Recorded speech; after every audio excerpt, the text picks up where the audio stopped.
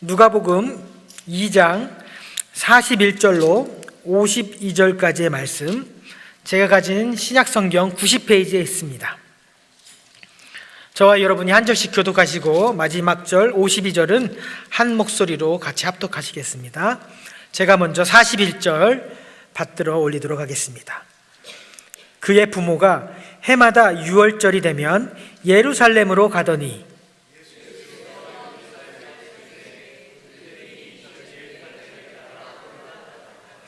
그 날들을 마치고 돌아갈 때에 아이 예수는 예루살렘에 머무셨더라. 그 부모는 이를 알지 못하고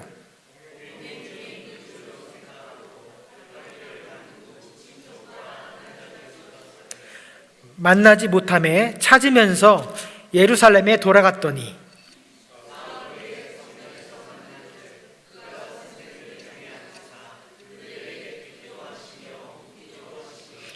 듣는 자가 다 그 지혜와 대답을 놀랍게 여기더라.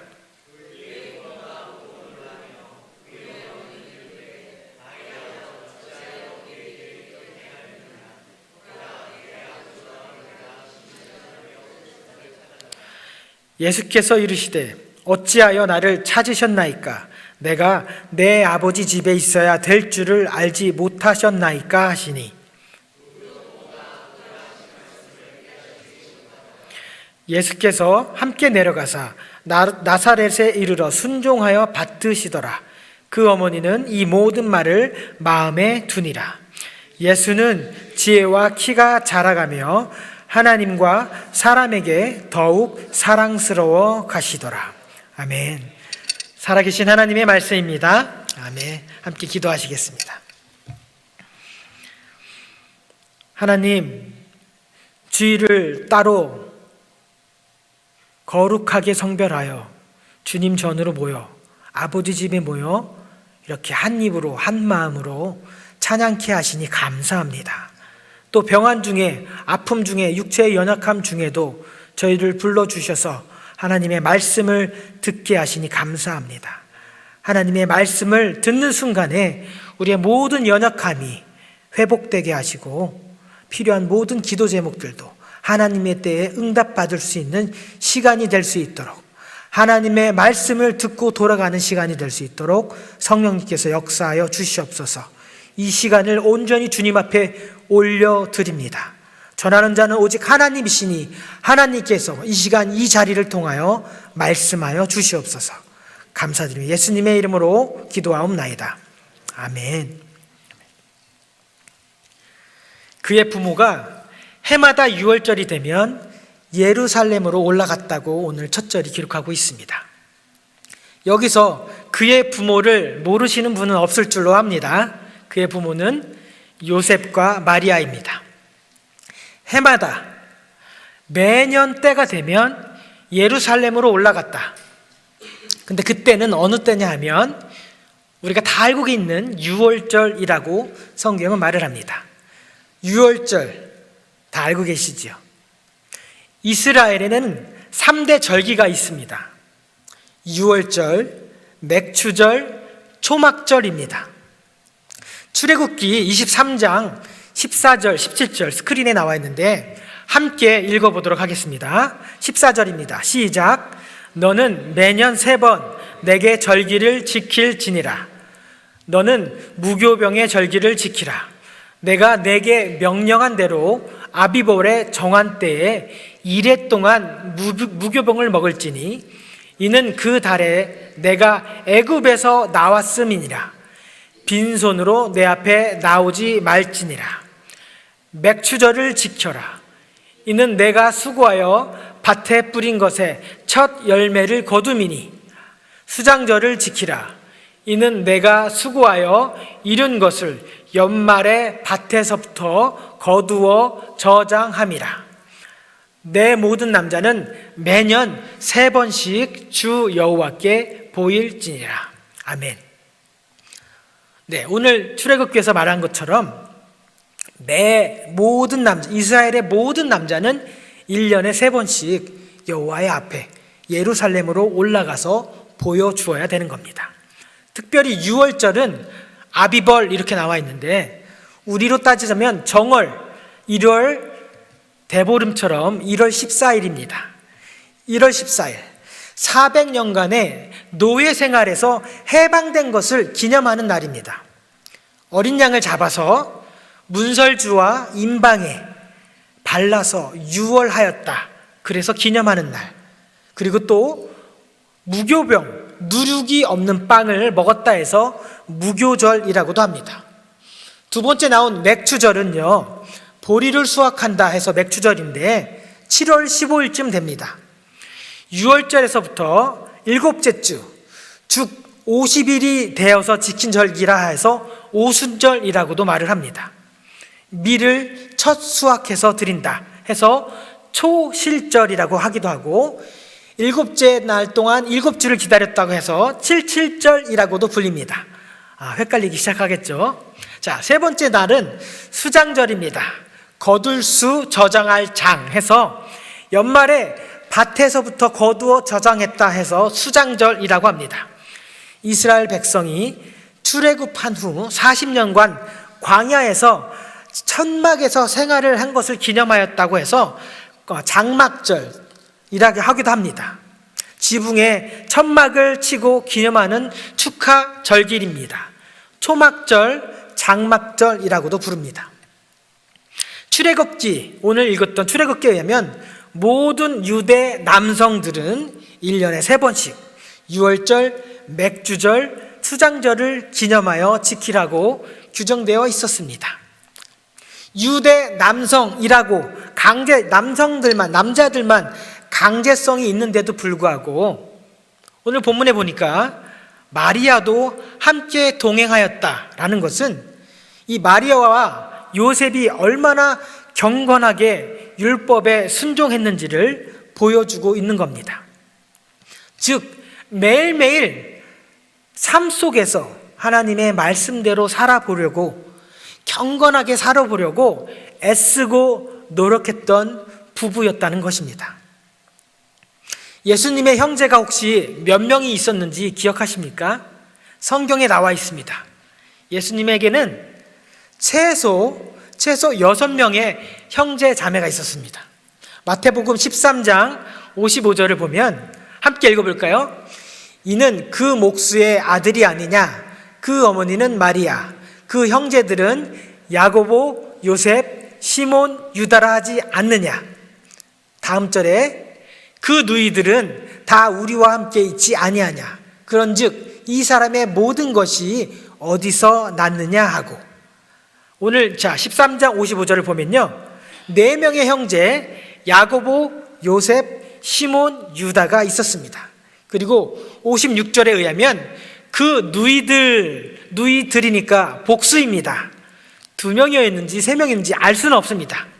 그러면 최소 2명이라고 잡으면 남자 형제가 4명이요, 누이가 2명, 그러면 최소 6명의 형제가 있었습니다. 그렇다면 맏이었던 예수님까지 포함하면 7명의 형제였고, 엄마와 아빠까지 하면 9명 대가족이었습니다. 이 많은 아이들 중에 누구는 함께 예루살렘으로 올라가고 누구는 집에 남겨두고 그렇게 하기는 힘들었을 거라고 봅니다. 그래서 마리아와 요셉은 이 모두를 데리고, 제일 큰 형인 예수님이 12살이었다면 그 밑으로 있었던 형제 자매들은 더 어렸겠죠. 아직 젖을 떼지 않은 그런 아이도 있었을 겁니다. 어른 2명에 아이들 7명을 데리고 9명의 대식구가 해마다 6월절이 되면 예루살렘으로 올라갔다라고 성경이 말을 하고 있는 것입니다. 요셉과 마리아가 어느 동네에 살고 있었지요?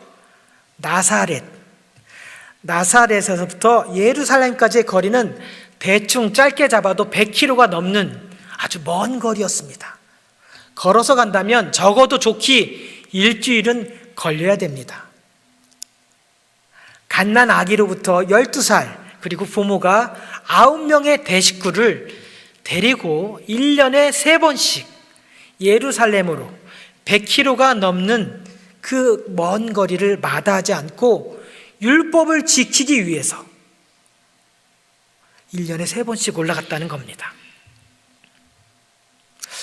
과히 지금 우리가 만약에 그렇게 타고 다니는 것도 마땅치 않았던 그 시절에 우리라면 1년에 3번씩 그 아이들을 데리고 예루살렘으로 올라가서 하나님 앞에 보이고자 하는 열심이 있었을지 우리는 좀 우리 자신을 돌아보아야 합니다.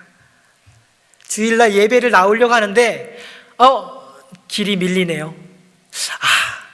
온라인으로 예배할 수 있는데 하면서 길을 돌리고 싶은 마음도 분명 생길 줄 압니다. 도로 상황이 여유치 않거나 혹시나 오늘 몸이 좀 찌뿌둥하고 몸이 좀 으시시한데 그냥 이불을 뒤집어 쓰고 그냥 따뜻하게 예배를 드리면 어떨까? 충분히 이해할 수 있습니다. 하나님 말씀을 지키기 위하여 피 흘리기까지 싸우지 않아도 거기까지는 바라지 않겠습니다. 그렇지만 요셉과 마리아 그 9명의 대가족을 데리고 100km가 넘는 그 먼 거리를 1년에 3번씩 하나님의 말씀대로 살아보려고 했던 그 노력과 애씀, 좀 우리들도 본을 받아야 되지 않을까 생각해 봅니다. 말씀을 읽고 뇌 귀에 들려진 말씀, 그 말씀 하나라도 붙잡고 하나님, 주님께서 내게 주신 그 말씀 하나라도 제가 살아내려고 노력해 보겠습니다 라고 기도하면서 삶 속에서 애쓰고 힘쓸 수 있는 저와 여러분 되시길 예수님의 이름으로 축복합니다. 쉽지 않습니다. 결코 쉽지 않습니다. 너무나 바쁘고 시대가 시대인지라 순간 정신줄 놓으면 하루가 금방 지나가 버리는 그런 시대를 살아가고 있습니다. 그럼에도 불구하고 사람들은 100세 시대, 120세 시대라고 말을 합니다. 지금 우리 교회가 다음 세대를 위한 영적 부모 기도 운동을 하고 있습니다.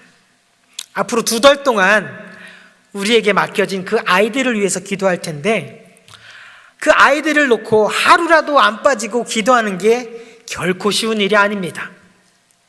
저도 하루 종일 교회에 있었는데 이제 모든 일을 마치고 잠자리에 누우려고 했는데 기도를 안 했네요 라고 해서 침상에서 아이들을 놓고 기도한 적도 있었습니다.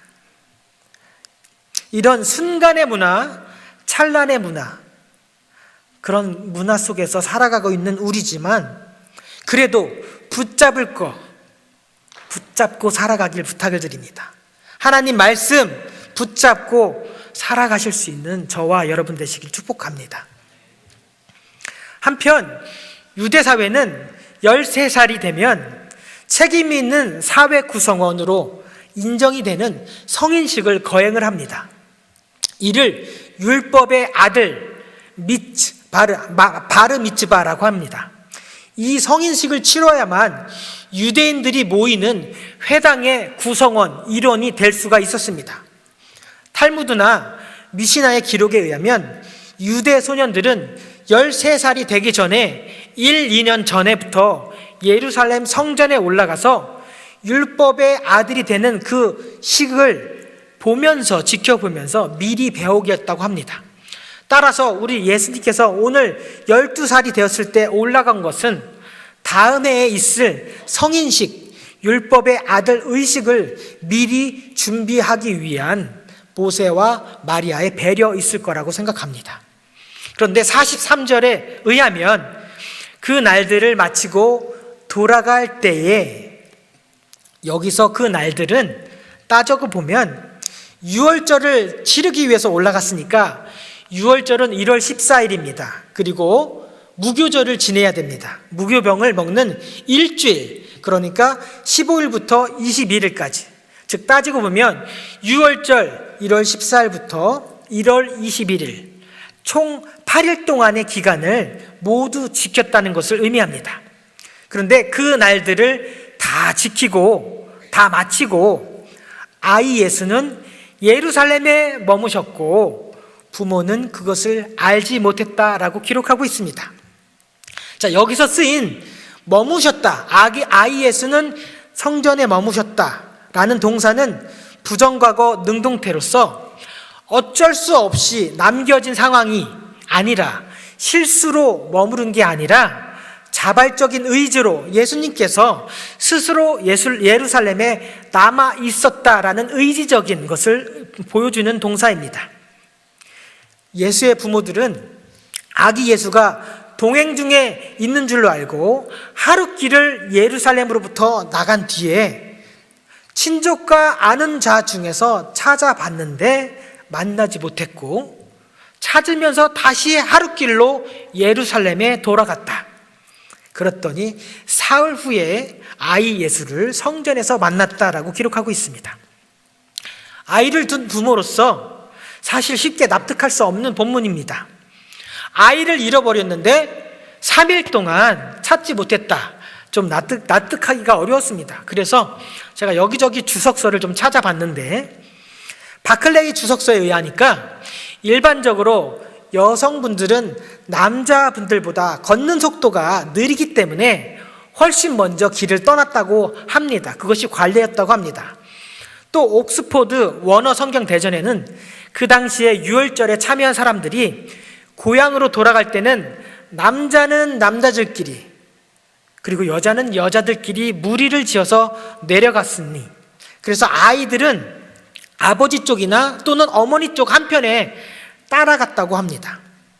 그래서 상상하건대 아버지인 요셉은 엄마 쪽 마리아 쪽 일행과 같이 있겠지, 그리고 어머니는 아버지 쪽하고 같이 내려가고 있겠지라고 생각하고 하룻길을 예루살렘으로부터 내려온 것이었습니다. 그런데 하룻길을 떠나서 중간 지점에서 서로를 확인해 보니 다른 아이들은 다 있었는데 제일 큰 맏형 아이 예수가 없다는 것을 발견하고, 서로 친족과 아는 사람들 중에서 찾았는데 없는 걸 확인하자 아차 하고 다시 예루살렘 하룻길을 다시 거슬러 올라가게 되었다는 것입니다. 벌써 아이를 잃어버린 지 이틀이 소요가 된 거죠. 예루살렘에서 내려오는데 하루, 찾아보고 없어서 다시 예루살렘으로 올라가는데 하루, 그리고 마지막 예루살렘 성내 이곳저곳을 찾아다니면서 그리고 하루를 보냈습니다. 그렇게 사흘이 지나고 율법의 선생님 중에 앉아서 듣기도 하시고 묻기도 하시는 예수님의 모습을 마리아와 요셉이 발견하게 된 것이었습니다. 3일 만에 이 아이 예수를 발견하고 어머니가 이르되, 아이야, 어찌하여 우리에게 이렇게 하였느냐? 보라, 내 아버지와 내가 근심하여 너를 찾았노라. 이렇게 웃으면서 말을 하진 않았을 겁니다. 제가 일부러 천천히 웃으면서, 이 본문을 어떻게 읽어야 이 마리아의 심적인 상황이 적나라하게 드러날 수 있을까요? 아이야, 이거는 아니겠죠, 그죠? 저도 사실 예안이가, 우리 둘째가 어렸을 때 잊어버린 적이 있었습니다. 알링턴의 팍스몰이라는 곳에 있는데, 엄마는 저한테 예안이를 맡겨두고 저는 딴 곳에 정신을 차리고, 그렇게 하다 보니까 예안이가 중간에 없어진 거예요. 그래가지고 이제 난리 났죠. 이제 막 찾기 시작했습니다. 근데 한 10분 정도 헤맸는데 시큐리티가 우리 예안이를 딛고 이렇게 게임장에서 나오더라고요. 게임장에서 나왔습니다. 감사합니다 하나님 이란 탄성이 먼저 나오고, 그 다음부터는 제가 차마 방송으로 말을 할 수 없는 감정이 섞인 단어들이 막 나왔습니다. 저는 평상시에 그런 말을 한 적이 없는데 이게 자연스럽게 나오더라고요. 그것이 당연한 부모의 심정이 아니겠습니까? 더군다나 저는 10분 동안이었습니다. 요셉과 마리아는 3일 동안 아이 예수를 잊어버렸습니다. 어떻게 반응을 했을까요? 여기서 쓰인 근심하다라는 단어를 제가 찾아봤는데, 누가복음에 나와 있는 부자와 거지 나사로의 그 이야기 중에 누가복음 16장 23절 24절 있습니다. 그가 음부에서 고통 중에 눈을 들어 멀리 아브라함과 그의 품에 있는 나사로를 보고 불러 이르되, 아버지 아브라함이여, 나를 긍휼히 여기사 나사로를 보내어 그 손가락 끝에 물을 찍어 내 혀를 서늘하게 하소서. 내가 이 불꽃 가운데 괴로워하나이다. 여기에 너무너무 괴로워서 손가락 하나에 물을 찍어서 내 혀에다 대주면 좋겠습니다라고 말할 때 괴로워하나이다 라고 쓰인 괴로워하나이다 라는 동사랑 마리아가 내가 너를 근심하여 라고 썼던 동사랑 같은 동사입니다. 얼마나 지옥불에서 끔찍하고 괴로웠으면 손가락 끝에 물을 찍어서 내 혀를 서늘하게 해달라고 하는 그 간절함, 그 괴로움이 이 마리아의 심정에 느껴져야 되는 겁니다. 그러면 아이야가 아니라 나와야 되겠죠. 그죠? 그런데 더 어처구니 없는 건 이 예수님의 대답이 더 어처구니 없습니다. 49절 이르시되 어찌하여 나를 찾으셨나이까? 내가 내 아버지 집에 있어야 될 줄을 알지 못하셨나이까?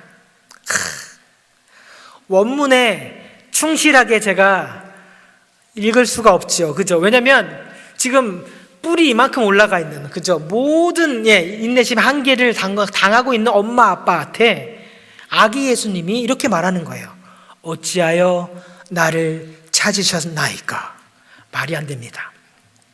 근데 이 원문을 보면 내가 내 아버지의 겉들에 있어야 할 것을 알지 못하셨나이까 입니다.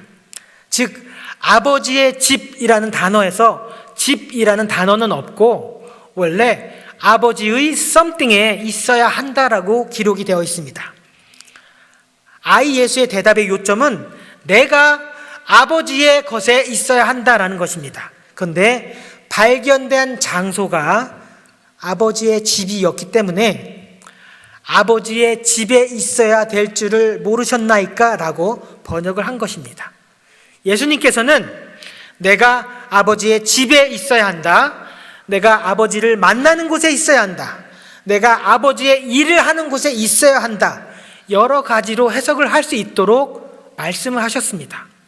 예수가 발견된 곳이 성전이었기 때문에 자연스럽게 내가 아버지의 집이라고 번역을 한 것입니다. 그렇다면 예수님이 말씀하시는 그 아버지의 집은 어떤 곳인지 우리는 좀 고민을 해봐야 됩니다. 예수님께서 아버지의 집이라고 말씀을 고백을 했을 때는 이 아버지의 집이 의미하는 바가 무엇이었을까요? 아버지의 집이라고 하면 제일 먼저 아버지의 집이니 당연히 아버지가 있는 곳이 됩니다. 하나님 아버지가 있는 공간입니다. 즉 아들이신 예수님께서 아버지이신 하나님을 만나는 공간이 아버지의 집입니다. 성자 아들 예수님이 아버지와 있어야 되는 것은 당연한 것입니다. 그렇기 때문에 예수님께서 내가 아버지의 집에 있어야 될 줄을 알지 못하셨나이까? 라고 반문을 한 것이었습니다. 아버지 하나님과 아들 하나님이 함께 거하는 장소가 아버지 집인 것입니다. 그리고 그곳에는 당연히 하나님의 영인 성령 하나님도 계신 것입니다. 그래서 아버지의 집은 삼위일체 하나님이 거하시는 처소가 바로 아버지의 집인 것입니다. 우리의 삶 가운데 삼위일체 하나님을 가장 쉽게 경험할 수 있는 것이 바로 아버지의 집인 것입니다. 삼위일체 하나님을 경험하고 싶으시다면 아버지의 집으로 오시면 됩니다. 그러하기에 아기 예수님께서는 부모와 함께 내려가지 아니하고 하나님 아버지가 계신 아버지의 집에 홀로 남아 계셨던 것이었습니다. 또 다른 의미로는 아버지의 집은 예배하는 장소입니다. 하나님의 되심을 선포하고 하나님의 말씀이 울려 퍼지고 성령님의 도우심으로 하나님께 마땅히 드려야 될 하나님이 받으시기에 합당할 예배가 올려지는 것이 아버지의 집인 것입니다. 그곳에는 반드시 아기 예수님도 말씀으로 오신 예수님도 있어야 됩니다. 그리고 반드시 성령님도 계셔야 합니다. 요한복음 4장 23절 우리가 한 목소리로 한번 읽어보도록 하겠습니다. 아버지께 참되게 예배하는 자들은 영과 진리로 예배할 때가 오나니 곧 이때라. 아버지께서는 자기에게 이렇게 예배하는 자들을 찾으시느니라. 아멘. 우리의 예배 가운데 거하시는 성령님을 의지하시고 성자 하나님을 예배하면서 하나님께 예배하는 곳이 바로 아버지의 집인 것입니다.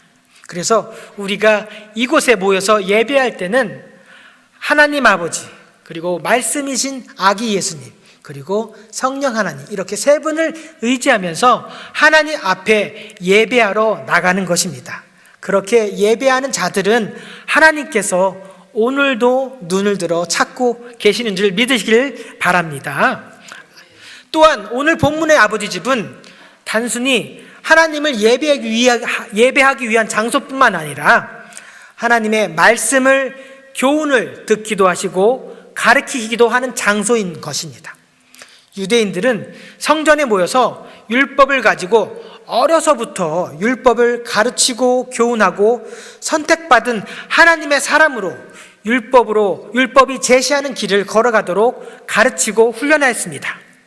오늘 본문에서도 아이 예수님께서는 성전에서 율법의 선생님들과 듣기도 하시고 묻기도 하시며 듣는 자로 하여금 그 지혜와 대답을 놀라게 하셨다라고 기록하고 있습니다.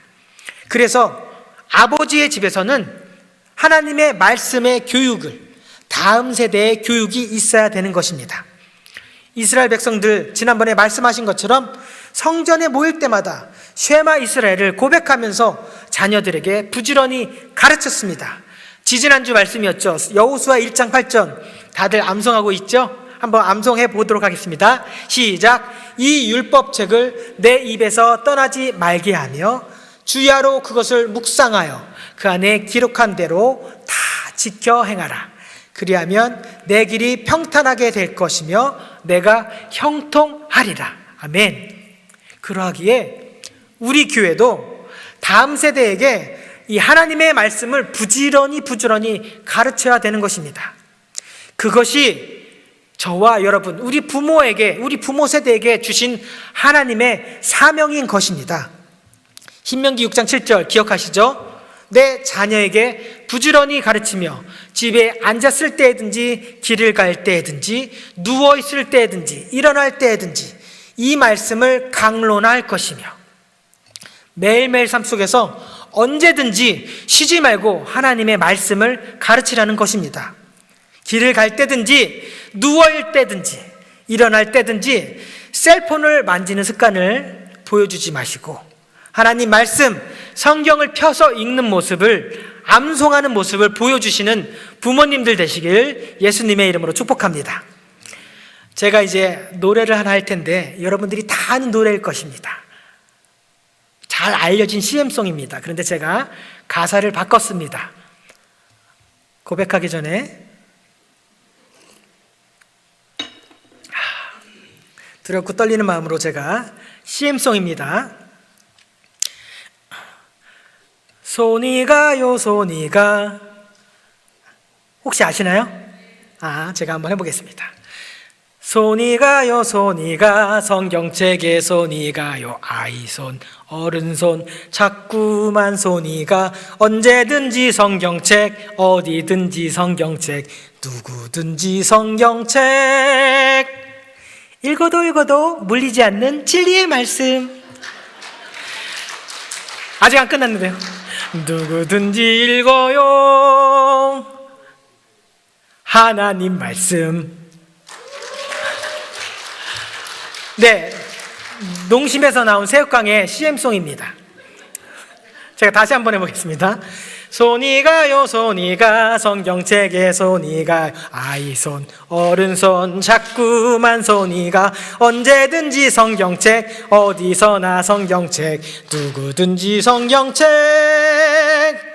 하나님 말씀. 아멘. 네. 이렇게 기억하시면서 어디든지 누구든지 아이손, 어른손 항상 하나님의 말씀을 펴서 읽는 저와 여러분 되시길 축복합니다.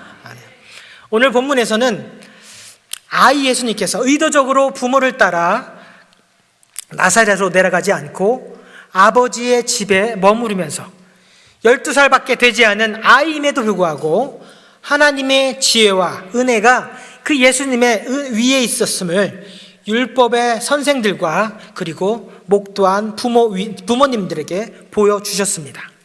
부모님조차도 이해 못했고 다른 사람들도 이해 못하는 예루살렘에 홀로 남겨진 그 행동을 하신 것도 아이 예수님께서 하신 말씀을 잘 들여다보면 우리는 이해를 할 수 있습니다. 내가 아버지 집에 있어야만 한다라는 뜻은 때가 되면은 아무도 이해 못하는 그 하나님께서 주신 사명의 길을 걸어가야 한다는 것을 부모님에게 알려주는 것이었습니다. 하나님을 아버지라 부르고 아버지의 뜻을 행하기 위해서 이 땅에 오셨음을 12살인 아기 예수님께서 부모인 마리아와에게 요셉에게 표명한 것이었습니다. 그런데 그 부모는 당연히 이해할 수가 없었겠지요. 인간의 머리로는 하나님께서 온 인류를 구원코자 하신 그 놀라운 계획을 이해할 수 없었을 것입니다. 그 뒤에 예수님은 부모님과 함께 다시 나사렛으로 내려가서 변함없이 부모님께 순종하며 받드셨다라고 기록을 합니다. 아직 하나님의 때가 되지 않았기 때문에 아이 예수님은 부모님께 돌아가며 순종하여서 하나님의 때를 겸손하게 기다리는 것이었습니다. 하나님의 때를 기다리는 사람은 자신의 본연의 모습에 충실하게 살아가는 사람입니다. 자신의 본연의 모습, 자기 자신의 자리를 지키면서 충실하게 살아가는 사람의 모습입니다. 하나님의 일을 한다고, 큰 일을 한다라고 목소리에 힘을 주거나 거만하거나 어깨에 뽕이 가득해서 자만심으로 가득하지 않고 오히려 하나님의 때를, 하나님의 일을 하시는 사람들은 본연의 모습, 자신의 자리에 순종하면서 그 자리를 지켜가면서 겸손히 하나님의 오심을, 하나님의 때를 기다려야 되는 것입니다. 예수님께서 일부러 아버지의 집에 거하면서 많은 사람들에게 하나님께서 주시는 그 지혜로, 충만한 지혜로 예수님께서는 하나님의 신적인 능력을 보여주셨습니다. 또한 하나님을 아버지로 고백하시면서 하나님과의 그 친밀함을 보여주셨습니다. 삼위일체 하나님에 대해서 나타내 주신 것입니다.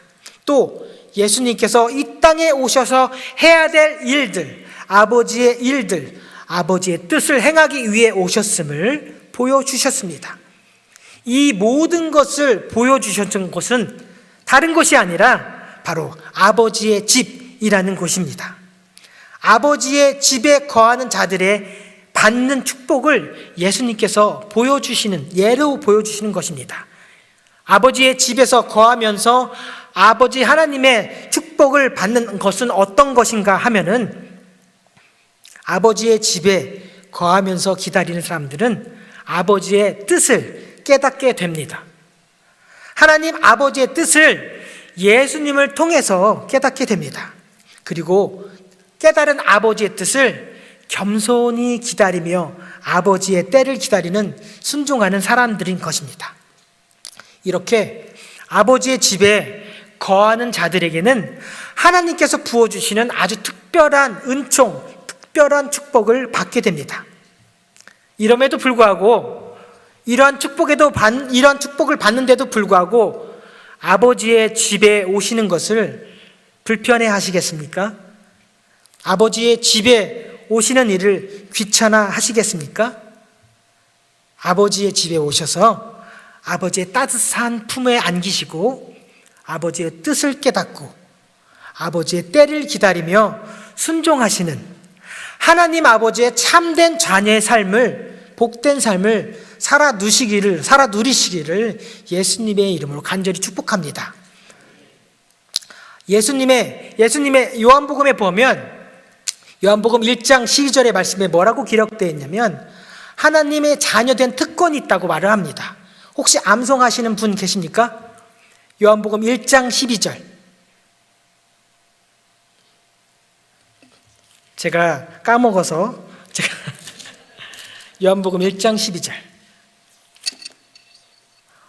오늘 설교에 없는 말씀인데 갑자기 생각나서 영접하는 자, 곧 그 이름을 믿는 자들에게는 하나님의 자녀가 되는 권세를 주셨으니 라고 기록합니다. 우리가 예수님을 믿고 하나님의 자녀가 됐다는 것은 우리에게 권세가 있다는 것입니다. 그런 권세를 누리기 위해서는 제일 먼저 아버지 집에 오는 것을 즐겨 하셔야 됩니다. 아버지의 집에 오시면 오늘 읽은 것처럼 아버지의 뜻을 깨닫게 되고 아버지의 따뜻한 품에 안길 수도 있고 그리고 아버지의 뜻을 기다리면서 겸손히 순종하는 자가 된다는 것입니다. 이러한 축복을 받기 위한 제일 첫 걸음이 바로 아버지의 집을 즐겨 찾으시는 것입니다. 예배가 있고 기도회가 있습니다. 또 하나님께서 마음을 주실 때 기도해야겠다는 마음이 드실 걸랑은 우리를 따뜻하게 맞아주시는 아버지의 집으로 찾아오시기를 예수님의 이름으로 축복합니다. 그래서 하나님 아버지께서 주시는 그 자녀됨의 권세를 누리시고 이 땅을 살아가면서 하나님 말씀대로 순종하면서 살아갈 수 있는 권세 있는 자녀의 특권을 살아가시는 저와 여러분이 되시길 예수님의 이름으로 축복합니다. 기도하시겠습니다.